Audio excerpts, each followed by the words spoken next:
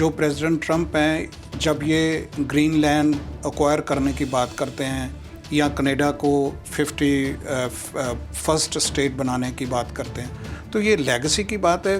क्या फ़ायदा होगा इन चीज़ों से? प्रेसिडेंट ट्रंप का जो सख्त बयान था कि अगर मेरे इनॉग्रेशन से पहले आपने हॉस्टेजेस नहीं छोड़े, all hell will break loose. वहाँ पे चाइना और रशिया के शिप्स आ गए हैं और बिल्कुल स्ट्रेटेजिकली यूरोप के ऊपर अंटार्कटिका पे चाइना के बेड़े वहाँ पे और रशिया के बेड़े हैं। जो प्रेसिडेंट ट्रंप ने ट्रूडो को मारा लागो बुला के जो ड्रेस डाउन किया और वहाँ के प्रधानमंत्री को ये कहा कि तुम अगर ये मेरा 25% टैरिफ नहीं हैंडल कर सकता कनाडा, तो तुम छोड़ो, तुम ये कनाडा मुझे दे दो, हमारी स्टेट बन जाओ और तुम गवर्नर बन जाओ। जसदीप जी ने भी इशारा किया है कि मीडिया कई बार बात का बतंगड़ बना देता है। हमारे अपने देश में हमास प्रोटेस्ट कर रहा है, अमेरिका का झंडा उतार के और हमास का झंडा चढ़ाया गया कैपिटल के पास। आप ये कह रहे हैं कि जो प्रेसिडेंट ट्रंप बात कर रहे हैं उसका असर देखने को मिल रहा है। बाइडेन सरकार की कमज़ोरियां थी, उन्होंने ईरान को फिर से दोबारा से खड़ा किया, ईरान को स्ट्रॉन्ग किया, ईरान के ऊपर से एम्बार्गो हटाए, उन्हें फंडिंग दी अमेरिका ने, बाइडेन एडमिनिस्ट्रेशन ने, और वो फंडिंग सीधी गई हमास को और हमास ने इजराइल पे 7 अक्टूबर को अटैक किया। इंडो यूएस रिलेशन अच्छे थे और आने वाले नए प्रशासन में ये और मजबूत होंगे। प्रोग्राम में आपका स्वागत है। मैं हूं सुखपाल सिंह धनोआ और मेरे साथ हैं political analyst, Sikh leader and Republican party में जो प्रेसिडेंट इलेक्ट ट्रंप के बहुत नज़दीक हैं, जसदीप सिंह जैसी जी। आपका भी बहुत स्वागत। धन्यवाद धनोआ साहब, और सभी देखने वालों को मेरी तरफ से नमस्कार, सत श्री अकाल और सलाम। जसदीप जी, एक ज़माने में ये बात चलती थी कि प्रेसिडेंट ट्रंप और प्राइम मिनिस्टर मोदी बहुत नज़दीक हैं। अब दोबारा जब प्रेसिडेंट इलेक्ट हुए हैं ट्रंप, तो इंडियन मीडिया ने इतना शोर मचाया है कि अब उनको इनविटेशन नहीं गया प्राइम मिनिस्टर मोदी को, और ये दोस्ती ख़त्म, इंडो यूएस रिलेशन ख़त्म। मैं अपने दर्शकों को ये भी बता दूं कि हम ये प्रोग्राम इनके साथ इसलिए करना चाह रहे हैं क्योंकि अगर प्राइम मिनिस्टर मोदी यहाँ आए 2014 से लेके आज तक, तो ये वो शख्स हैं जिन्होंने उनसे डेलीगेशन के रूप में या व्यक्तिगत रूप से उनसे मुलाकात की है। और दूसरी तरफ 2015 से जब प्रेसिडेंट ट्रंप 2016 की इलेक्शन जीतने से पहले तैयारियों में लगे हुए थे, तो इन्होंने 6 फॉर ट्रंप ऑर्गेनाइजेशन की स्थापना की और इन्होंने उनकी मदद की और 2016 की इलेक्शन में प्रेसिडेंट ट्रंप सत्ता में आए। अब जब दोबारा वो सत्ता में आए हैं, तो क्या इसमें सच्चाई है? हम ये जानने की कोशिश करेंगे। क्या है सच्चाई सर, इसमें बताएं जी। क्या वाकई ये दोस्ती टूट चुकी है? सुखपाल जी, मैं पहले तो ये कहूँगा कि जो भारतीय मीडिया है वो 2 हिस्सों में बटा हुआ है। जैसे कंट्री डिवाइडेड होता है, वैसे ही मीडिया भी डिवाइडेड होता है। एक तो है जो pro government, pro Modi media है, जिसे हम लोग गोदी मीडिया भी कह देते हैं, और एक है जो बिल्कुल मोदी जी के एंटी है, और वो सोशल मीडिया पे ज़्यादा सक्रिय हैं।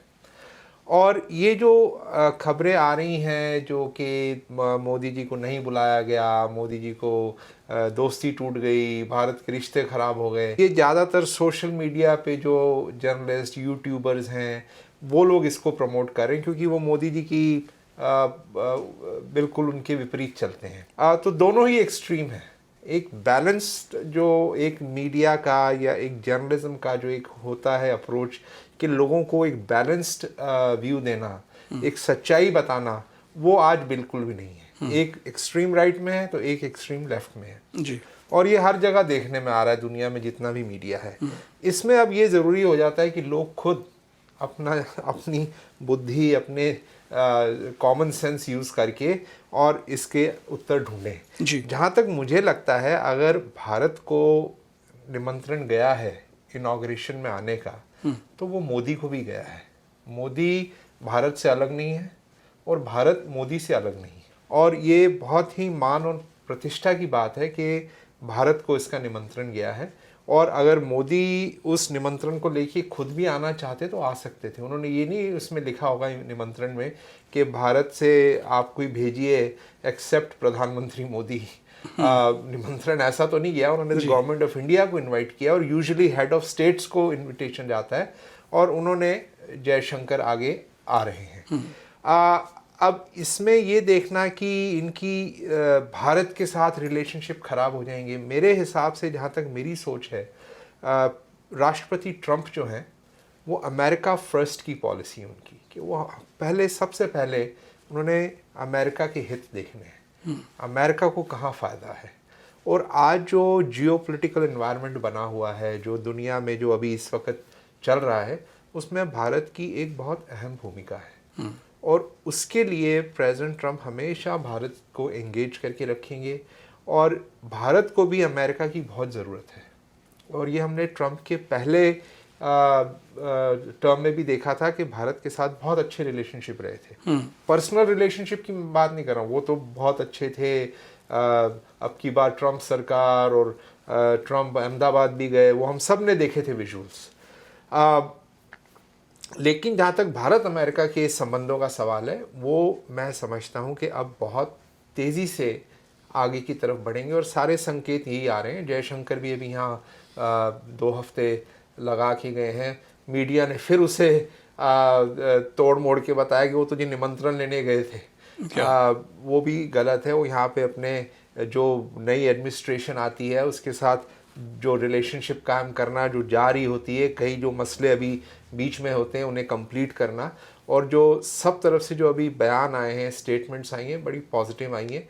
भले वो जयशंकर जी की स्टेटमेंट्स आई हो, भले ही वो अमेरिका के भारतीय राजदूत की दिल्ली में जो स्टेटमेंट्स आई हैं, बेंगलोर में भी उन्होंने स्टेटमेंट्स दी हैं, तो बहुत ही पॉजिटिव हैं। और अमेरिका और भारत के जो संबंध हैं वो बहुत पॉजिटिव होंगे। बल्कि बाइडन एडमिनिस्ट्रेशन में जो खटाइयाँ आई हैं, वो हम सब जानते हैं जो खटाइयाँ आई हैं, और जो भारत की तरफ जो बाइडन एडमिनिस्ट्रेशन का रुख था वो थोड़ा सख्त था। मैं समझता हूँ कि ट्रंप एडमिनिस्ट्रेशन के आने के बाद वो खटाइयाँ भी दूर होंगी, और एक बहुत सक्रिय रिलेशनशिप होगी।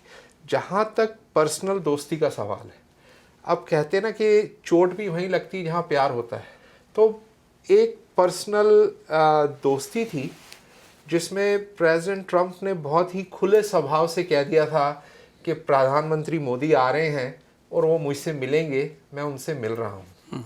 और प्रधानमंत्री मोदी जब सितंबर में अमेरिका आए तो वो मोदी से प्रधानमंत्री मोदी राष्ट्रपति ट्रंप से नहीं मिले।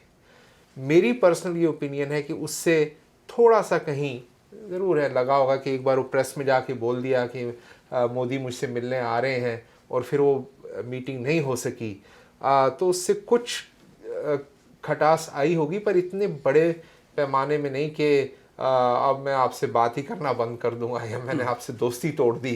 ये तो कोई ये 5वीं कक्षा के तो स्टूडेंट्स हैं नहीं कि आप मेरी बर्थडे पार्टी में नहीं आए तो मैं आपसे बात ही नहीं करूंगा। ये तो मैच्योर दुनिया के लीडर हैं। आप जो चीज़ कह रहे हैं, विदाउट फैक्ट्स जो हैं चेक करने के बिना ही हम शोर शराबा मचाना शुरू कर देते हैं। बिल्कुल, मीडिया जैसे मैंने कहा, सोशल मीडिया पे ये सब फेक न्यूज़ ज़्यादा आती हैं।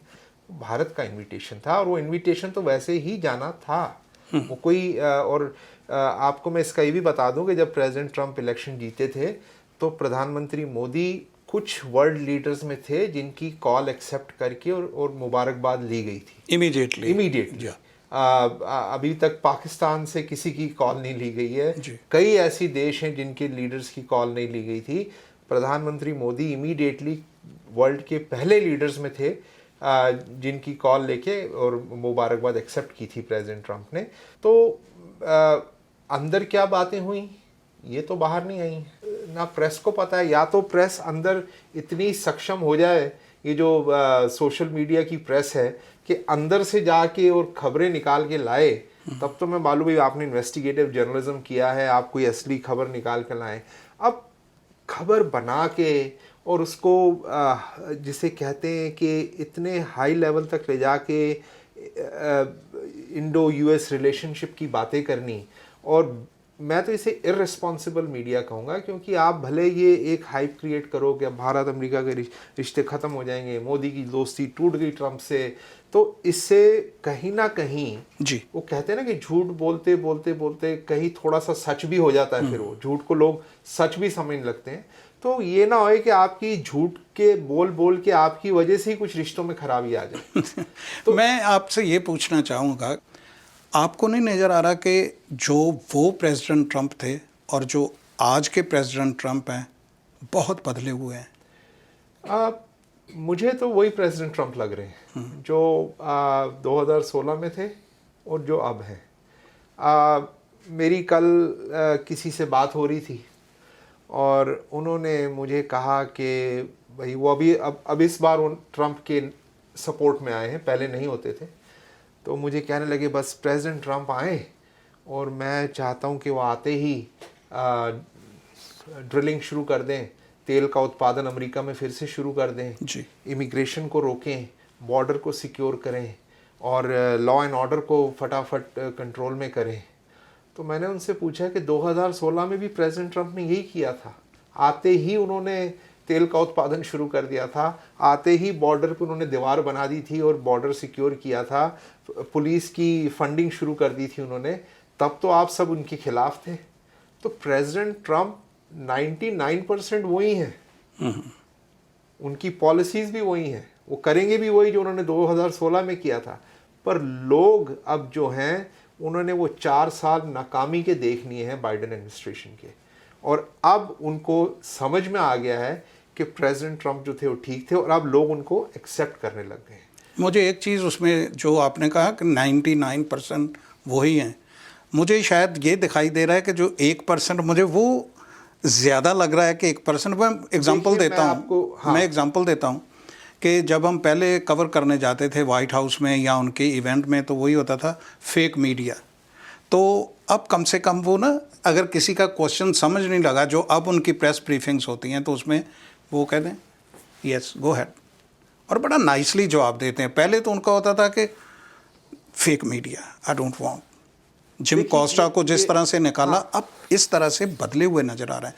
मैं आगे चलता हूँ, आपको मैं इस पे आपको ये भी कहना चाहूँगा कि थोड़ा मीडिया भी बदला है, थोड़े वो भी बदलें, और मैं इसका आपको एक पर्सपेक्टिव देना चाहूँगा। एक तो 4 साल वो सत्ता के बाहर रहे और उनके ऊपर इतने केसेस डाले गए झूठे, और हर 109 काउंट मेरे ख्याल डाले गए थे, जिसमें उनको 100 साल से ऊपर की सज़ा हो सकती थी, और हर कोर्ट कचहरियों में वो लड़े, वकीलों की पूरी टीम तैयार करके, और उसके बाद उनके ऊपर कातलाना हमले हुए।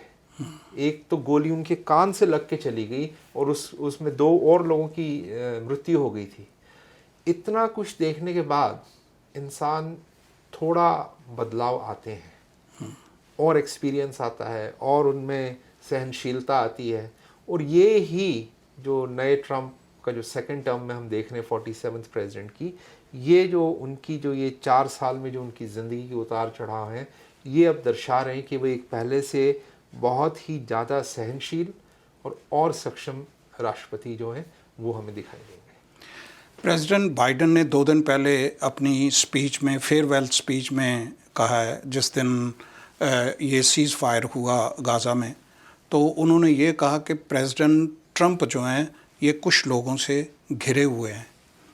आप भी तो उनकी टीम में हैं, आप क्या समझते हैं कि प्रेसिडेंट वाकई घिरे हुए हैं कुछ लोगों से?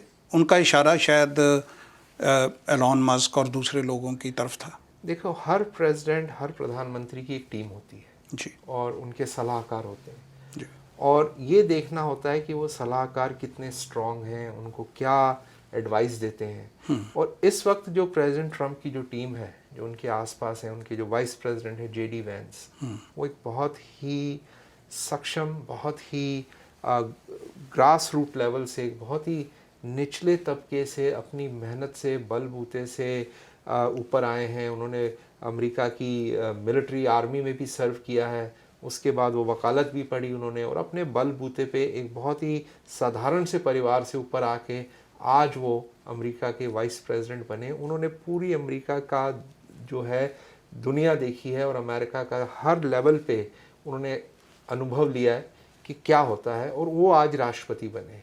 उनकी जो धर्म पत्नी है, उपराष्ट्रपति बने, और उनकी धर्म पत्नी उषा वेंस जो भारतीय मूल की हैं, तो वो खुद एक सेक्युलर हैं, क्योंकि फैमिली उनकी जो है वो ये भी नहीं कह सकते कि भाई वो नहीं जी वो तो बिल्कुल वाइट मैन है, और वो सिर्फ उनके घर की फैमिली ही जो है उसमें भारतीय मूल के हैं।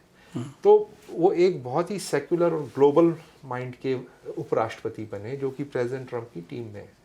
साथ में उनके साथ एलॉन मस्क हैं, जो कि दुनिया के इस वक्त सबसे बड़े इनोवेटर हैं। आप इलेक्ट्रिक कार ले लें, आप रॉकेट शिप्स ले लें, आप नया उनका सेल फोन आ रहा है जो सैटेलाइट पे चलेगा, वो मार्स पे लोगों को बसाने की बातें कर रहे हैं, वो आगे की सोच रहे हैं, आगे की टेक्नोलॉजी की सोच रहे हैं, और पैसों की भूख नहीं है। वो इस वक्त दुनिया के सबसे अमीर इंसान हैं। जो दुनिया का सबसे अमीर इंसान हो जाता है उसे अब और पैसा बनाने की ज़रूरत नहीं है। वो ये चाहता है कि मैं मैनकाइंड को क्या दे जाऊं, मैं ऐसा कुछ कर जाऊं लोगों के लिए ताकि ये और कुछ बड़ा काम हो जाए, और वो प्रेसिडेंट ट्रंप की टीम में है। हमारे भारतीय मूल के विवेक रामास्वामी हैं, जो कि बहुत ही इंटेलिजेंट और बहुत ही एक छोटी उम्र में उन्होंने अपने कोई 10 बिलियन के करीब उनका इस वक्त एम्पायर है जो उन्होंने खड़ा किया हुआ है, और बहुत ही एक जिसको कहते हैं उन्होंने भारतीयों की, और ख़ास करके वो हिंदू धर्म से आते हैं, उन्होंने हिंदू धर्म की एक बहुत ही जिसे कहते हैं ना स्ट्रॉन्ग तरीके से उन्होंने उसका पक्ष लिया। जब उनसे पूछा गया कि आप हिंदू हैं और अमेरिका में आज तक कोई गैर हिंदू राष्ट्रपति नहीं बना, आप राष्ट्रपति का चुनाव लड़ रहे हैं और आप हिंदू हैं, तो उन्होंने बिल्कुल कहा मैं गर्व से कहता हूं कि मैं हिंदू। ये बहुत बड़ी बात है जी। क्योंकि हमने पहले भी देखा है कि कई भारतीय मूल के लोग यहाँ पे ऊंची पोजीशंस पे आए, कोई गवर्नर बने, कोई यूनाइटेड नेशंस के एम्बेसडर बने, पर सब ने अपना आप कहिए या वोट के लिए या कोई भी कारण से अपना धर्म परिवर्तन किया था। लेकिन विवेक रामास्वामी जो है वो अपने धर्म के ऊपर डटे रहे, और यही खूबी थी कि प्रेसिडेंट ट्रंप ने उन्हें अपनी टीम में लिया।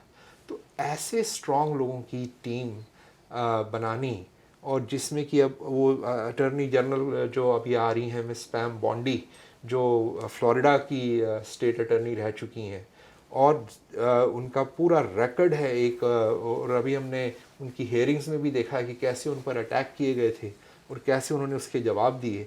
तो इससे डेमोक्रेट्स जो हैं वो थोड़े से घबरा गए हैं।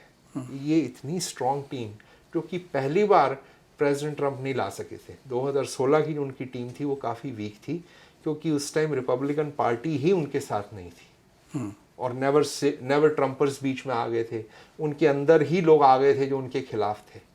अब की बार ये पूरी उनकी टीम बड़ी स्ट्रांग है, और ये अब डेमोक्रेट्स को बहुत एक खतरा लग रहा है कि ये क्या हो रहा है। अब उसमें अगर मैं बाइडन साहब की बात करूं तो वो भी तो घिरे हुए थे। बाइडन ने तो अपना कोई डिसीजन लिया ही नहीं 4 साल, बल्कि ये तो सबका मानना था कि जो 4 साल सरकार चल रही थी इसे तो प्रेसिडेंट ओबामा और मिशेल ओबामा चला रहे थे, तो वो भी तो घिरे हुए थे।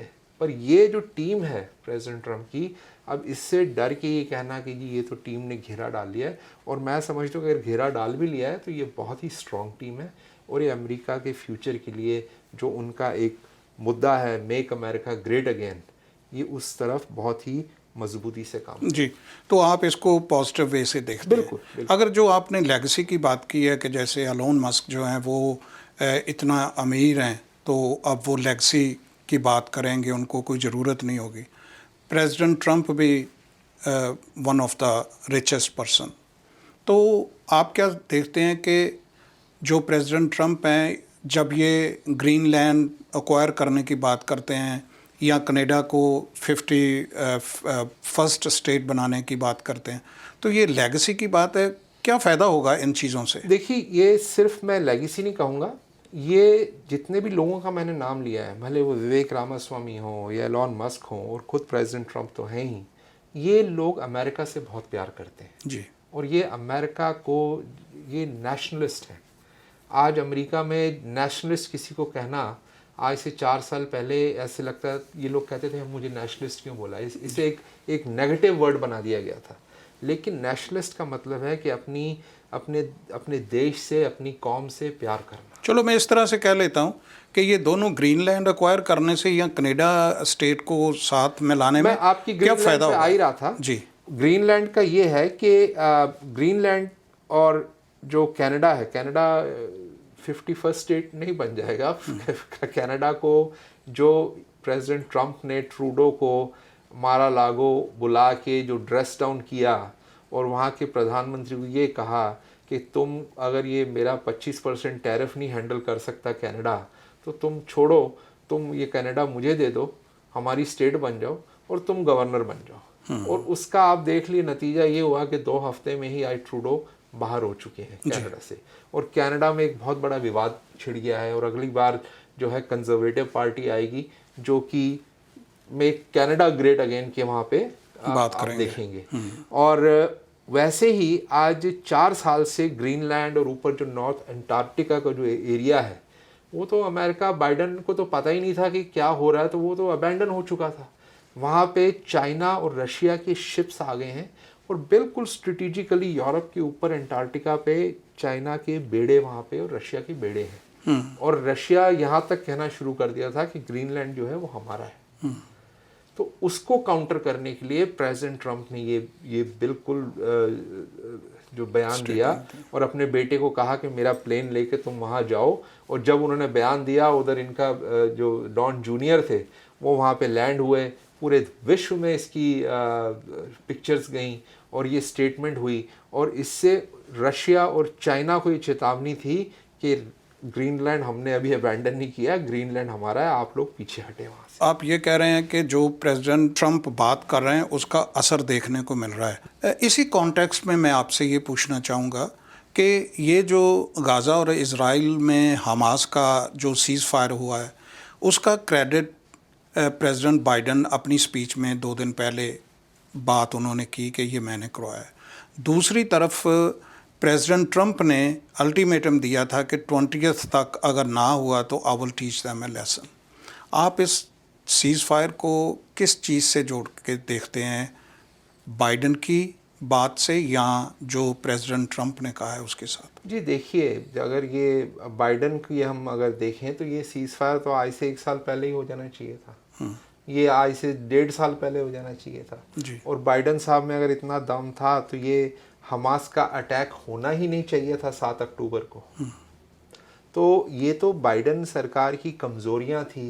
उन्होंने ईरान को फिर से दोबारा से खड़ा किया, ईरान को स्ट्रॉन्ग किया, ईरान के ऊपर से एम्बार्गो हटाए, उन्हें फंडिंग दी अमेरिका ने, बाइडन एडमिनिस्ट्रेशन ने, और वो फंडिंग सीधी गई हमास को और हमास ने इजराइल पे 7 अक्टूबर को अटैक किया।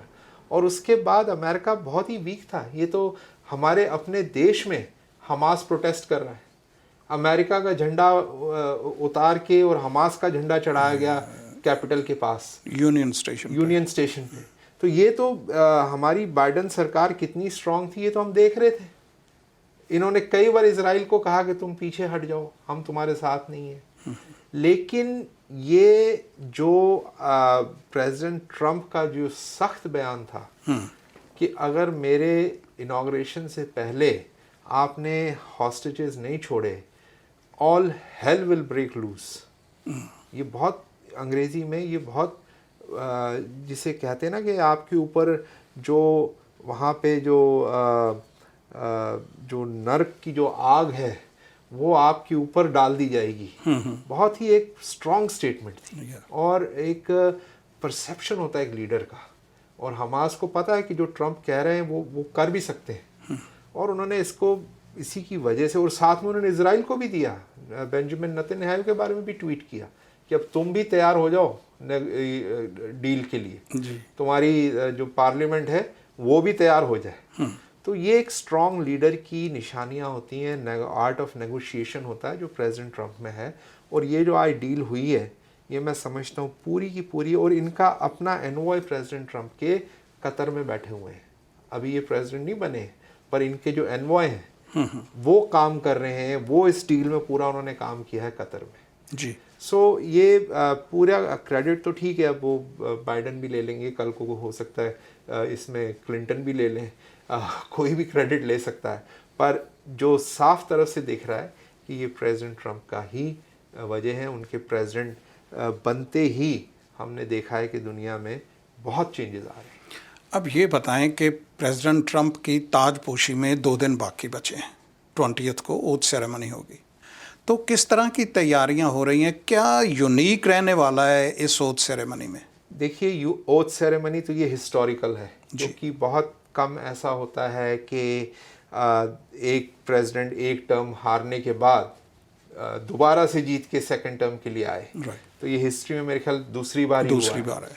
तो ये हिस्टोरिकल भी बहुत है कि हर कोई चाहता है कि मैं इस ओथ सेरेमनी का हिस्सा बनूं, इस हिस्ट्री में मैं भी अपने बच्चों को, पोतों को, नाती नातियों को बोल सकूं भाई हम भी यहाँ पे शामिल थे जी।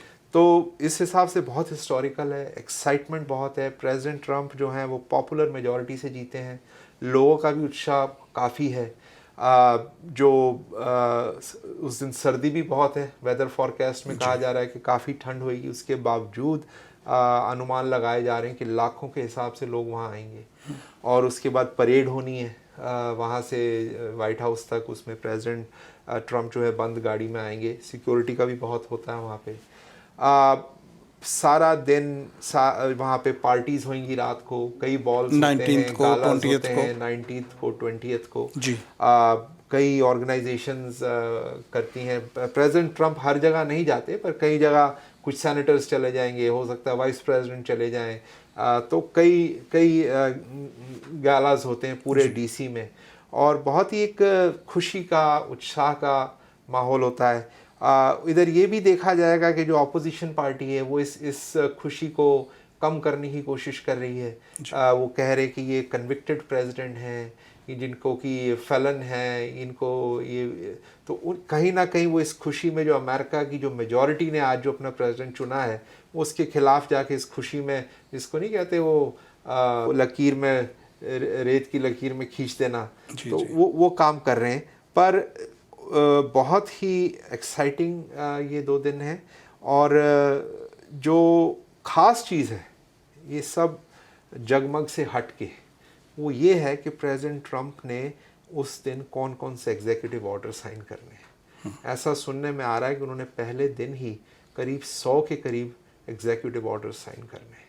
और ख़ास जो एग्जीक्यूटिव ऑर्डर्स हैं उसमें ये है कि एनर्जी इंडिपेंडेंस जो है अमेरिका की, उसकी तरफ उन्होंने साइन करने हैं, जिसमें कि oil drilling, natural gas fracking, ये सब चीज़ों को उन्होंने फिर से शुरू कर देना है। बॉर्डर के ऊपर उन्होंने जो वॉल की बात करते थे, सिक्योर द बॉर्डर, वो दोबारा से काम शुरू हो जाएगा। और जो इलीगल क्रिमिनल इमिग्रेंट्स हैं, जो इलीगल इमिग्रेंट्स हैं, जो यहाँ पे गैर कानूनी तौर से अमेरिका में घुसे हुए हैं, खुले बॉर्डरों से घुसे हुए हैं, और उसके बाद उन्होंने यहाँ पे क्राइम्स किए हुए हैं, उनको उन्होंने सबसे पहले डिपोर्ट शुरू करना है। तो बड़ा इंटरेस्टिंग 20 तारीख का दिन है। जगमग के अलावा ये जो बैंड और बाजे और पार्टियां हैं, उसके अलावा जो प्रेसिडेंट ट्रंप ने ओथ के बाद जब उन्होंने वाइट हाउस आना है, और दोपहर को 3 साढ़े 3 बजे जब उन्होंने रात की गालाज में जाने से पहले जो पहले अपने एग्जीक्यूटिव ऑर्डर्स जो उन्होंने साइन करने हैं, जिसे कहते हैं प्रेसिडेंशियल ऑर्डर्स, एज अ राष्ट्रपति जो उन्होंने पहले ऑर्डर अपने साइन करने, उसकी तरफ सबकी निगाहें। जसदीप जी, 20th को और 19th को मुलाकात होती है आपसे दोबारा, प्रैक्टिकली देखेंगे कि वाशिंगटन डीसी में क्या हो रहा है और आप किन किन इवेंट में शामिल हैं। आपसे फिर दोबारा बात करेंगे और दोबारा हमारे दर्शकों के लिए आपसे बात करके ये जानकारी प्रोवाइड करेंगे। फ़िलहाल जो एक मीडिया की तरफ से हो हल्ला मचा दिया जाता है, उसमें बहुत सारी ऐसी चीज़ें निकल के आती हैं जिसकी तरफ जसदीप जी ने भी इशारा किया है कि मीडिया कई बार बात का बतंगड़ बना देता है, और यही बतंगड़ इस बात पे भी बनाया गया कि प्रेसिडेंट ट्रंप ने प्राइम मिनिस्टर मोदी को इनविटेशन दिया या नहीं दिया। हालांकि अभी कुछ ही देर पहले यहाँ के जो NSA हैं, नेशनल सिक्योरिटी एडवाइज़र, उनकी स्टेटमेंट आई है बड़ी डिटेल में, जिसमें उन्होंने बात की है कि इंडो US रिलेशन अच्छे थे और आने वाले नए प्रशासन में ये और मजबूत होंगे। इस तरह की बातों का खुलासा करने के लिए कि असलियत क्या है, हम आपके लिए नए नए प्रोग्राम लेके आपके रूबरू होते रहेंगे। बहुत सारी गलतफहमियाँ और बहुत सारे जो फैक्ट्स हैं उनको डिस्टॉर्ट करके सोशल मीडिया या कई बार जो मेन स्ट्रीम मीडिया है वो भी आपके सामने रखता है। हमारे आप शो के साथ जुड़े रहें और हम आपको इन बातों की तह तक लेके जाएंगे। इस प्रोग्राम में फ़िलहाल इतना ही, नया प्रोग्राम लेके फिर आपके रूबरू होंगे। तब तक अपना ख्याल रखिए और Jasdeep ji, thank you so much for your time. धन्यवाद।